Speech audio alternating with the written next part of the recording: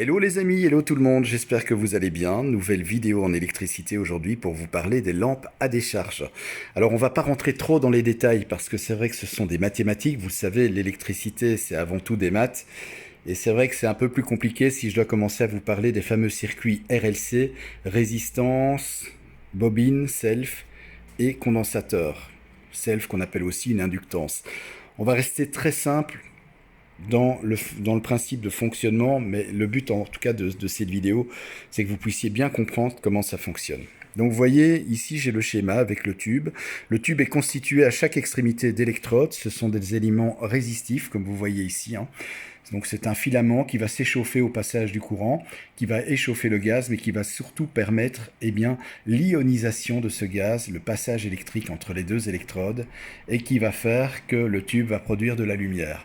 Donc l'électrode est là, le gaz est là, et ce qui se passe simplement, c'est que le gaz va s'ioniser et va faire conduire l'électricité entre les deux extrémités de chaque électrode, et c'est ainsi que la lampe à décharge fonctionne. C'est d'ailleurs pour ça qu'on l'appelle la lampe à décharge. Alors le principe est assez simple, on applique une tension, 230 volts. Vous voyez ici, on a ce qu'on appelle un ballast, une selve, une bobine, c'est une inductance.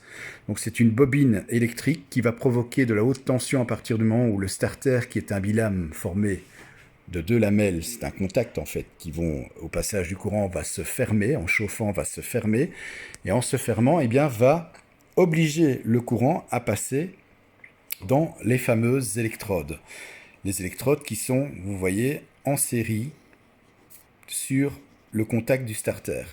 Et ce qui va se passer tout simplement, c'est que les électrodes vont chauffer, et ensuite, une fois qu'elles ont réchauffé, le starter va s'ouvrir, et le courant va passer entre ces deux électrodes dans le tube et créer la lumière.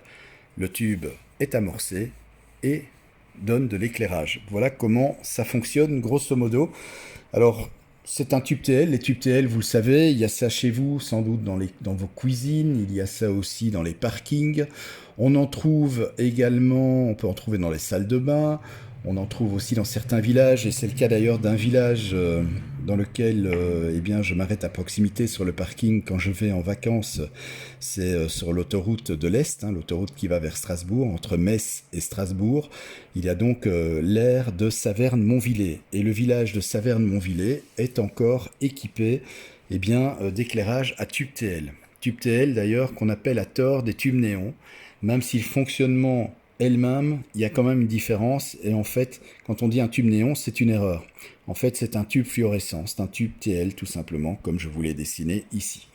Un tube TL, une lampe à décharge, c'est aussi les lampes que l'on voit chez nous, et d'ailleurs la Belgique est bien connue pour ça, et c'est d'ailleurs pour ça qu'on est très très bien vu de l'espace. Ce sont les fameuses lampes oranges qu'il y a dans nos villages, qui nous permettent donc d'éclairer nos rues, qui sont remplacées d'ailleurs de plus en plus par les lampes LED parce qu'elles sont plus économiques, consomment moins d'électricité et ont une durée de vie plus longue. Donc c'est beaucoup plus intéressant. Donc on va voir maintenant comment fonctionne cette lampe. Je vais la mettre sous tension. Alors vous allez peut-être vous demander comment se fait-il que j'ai cette lampe. Alors je vais peut-être demander à mon assistant s'il veut bien venir me brancher la fiche. Enfin je vais peut-être essayer, on va voir. Je vais d'abord essayer. Ça c'est les aléas du direct. Alors vous voyez, il faut quand même que je vous explique un truc, c'est que d'habitude, la fiche s'enfonce sans problème. Mais parce que je fais la vidéo, elle ne s'enfonce pas. C'est normal. On va dire que c'est normal. Voilà. Vous pouvez remarquer donc que la lampe n'éclaire pas encore et n'a pas encore une couleur orange parce que le gaz est froid. Il faut le temps que le gaz s'échauffe. Mais vous pouvez déjà voir, ici au niveau de mon doigt, déjà une zone un peu plus orangée, un peu plus rouge. C'est normal puisque c'est l'endroit où il y a la fameuse électrode. Et où il y a l'électrode, forcément le gaz est plus chaud. C'est ce qui explique cette ligne orange que l'on voit là. Donc en fait, là pour l'instant, c'est amorcé, c'est-à-dire qu'il y a eu déjà le courant haute tension. Donc le gaz est ionisé, le courant traverse le tube et produit de la lumière. Alors, le désavantage de ces lampes, évidemment, c'est très énergivore au niveau consommation électrique. Et puis aussi, c'est vrai que, comme vous pouvez le remarquer, c'est pas une lampe que quand vous allez mettre sous tension, c'est pas une lampe qui va éclairer directement à 100%. Une lampe LED, vous allez la mettre sous tension, elle va éclairer directement convenablement. Une lampe à décharge, comme c'est le cas ici pour la lampe à vapeur de sodium, il lui faut un temps. Il faut le temps que le gaz s'échauffe et que la lampe puisse produire la lumière orange. Alors vous pouvez remarquer que ça tremble, vous voyez que ça oscille, mais ça c'est simplement la caméra de mon téléphone qui fait ça. Parce que vous voyez en fait, simplement c'est la fréquence, hein, c'est le 50 Hz du réseau, c'est le courant alternatif qui produit cela. Donc on va attendre un tout petit peu. On va attendre que la lampe s'échauffe, ça prend quelques petites minutes, mais là je vois déjà qu'elle commence à changer un peu de couleur et qu'elle tente à aller vers la couleur jaune orangée.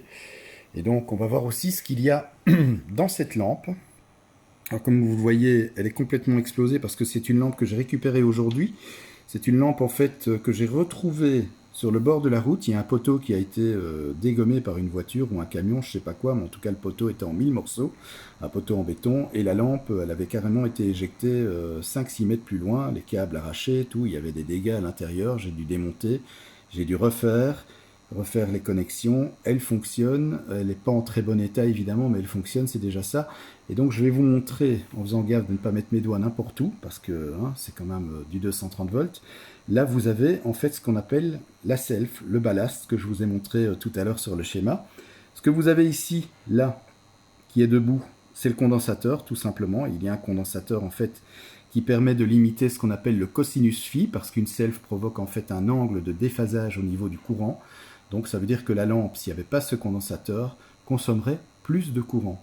Donc afin de limiter le courant, on met un condensateur justement pour pallier à cet angle de déphasage, ce courant qui est déphasé par rapport à la tension, qu'on appelle le cosinus phi. Bon, ça c'est par rapport donc au circuit qu'on appelle RLC, résistance, inductance, self, condensateur. Bon, on ne va pas rentrer dans les détails, c'est assez compliqué, c'est mathématique. Moi j'essaye vraiment de vous faire des vidéos qui puissent vous permettre de comprendre sans nécessairement être électricien. Et c'est ça le but, c'est vraiment de vous permettre de comprendre le fonctionnement, justement dans ce cas-ci, de cette lampe TL.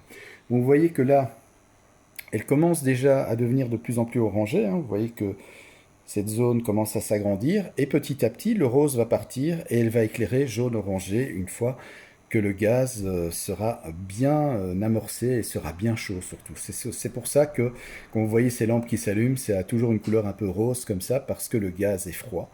Mais une fois qu'il est chaud, là la lampe fonctionne tout à fait normalement et à 100% de ses capacités en donnant un très très bon éclairage de couleur jaune-orangé parce que ça c'est dû simplement au gaz vapeur de sodium. Voilà, j'espère que cette vidéo vous a apporté quelques explications sur cette fameuse lampe bien connue en Belgique, puisque c'est vrai que notre pays en est fortement équipé. C'est vrai qu'on remarque ces derniers temps que ces lampes sont remplacées par du LED, ce qui n'est pas plus mal, parce que ça va permettre de faire pas mal d'économies d'énergie. Et puis, on commence à la voir disparaître de nos autoroutes, on commence aussi à la voir disparaître dans nos villages. C'est pas encore le cas partout. Chez moi, il y a une partie du village qui est équipée en LED. Dans ma rue, par contre, c'est toujours une lampe à vapeur de sodium.